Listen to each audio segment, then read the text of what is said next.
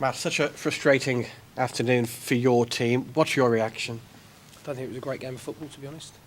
I felt that there wasn't a huge amount of real quality for either team in that one moment that they had, which came from us not securing the ball well enough.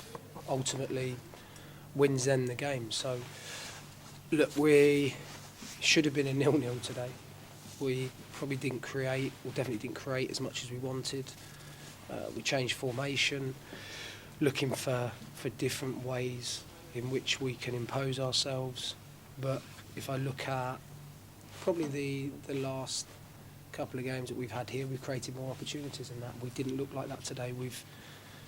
I've made 3 changes to change the front 3, and I felt that had a slight impact.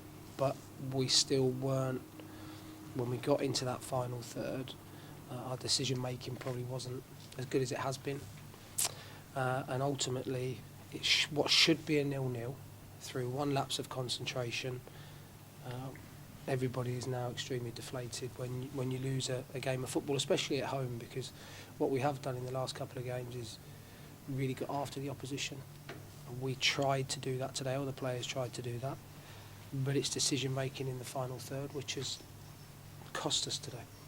When you made the triple change after an hour, were you happy with the impact it had initially? You seemed to have a couple of decent moments. Yeah, look, you've got to try and change the way and the flow of the game, and that's what we wanted to do.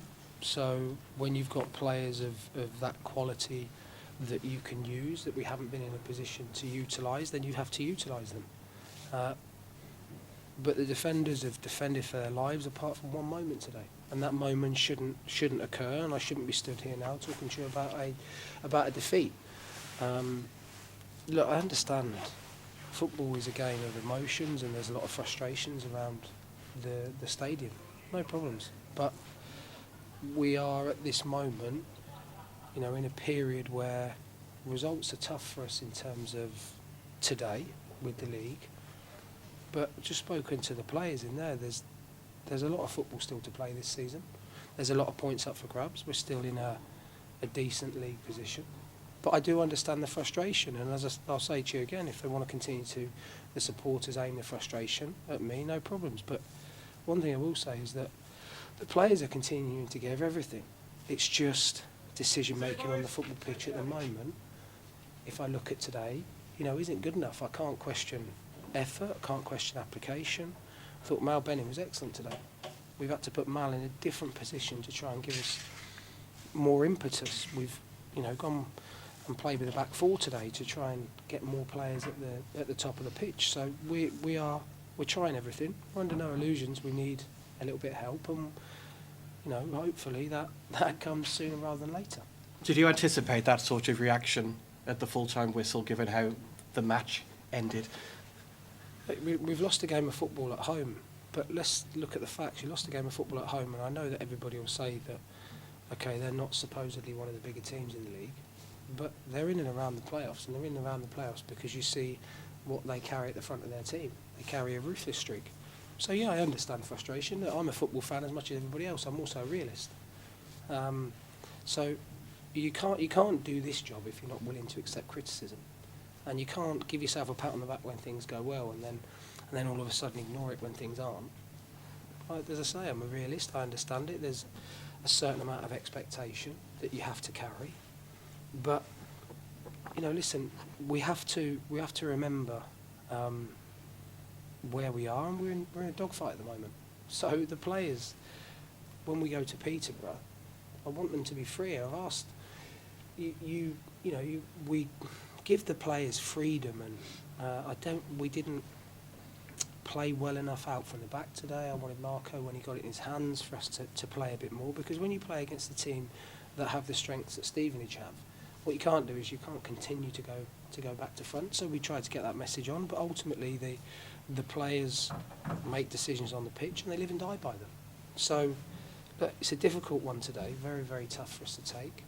But I'll echo it again, I understand the frustrations, and we're doing everything that we possibly can to make sure that the players are ready for their next game. Nobody at this football club, no footballer, no coach, no manager goes out to make mistakes, right?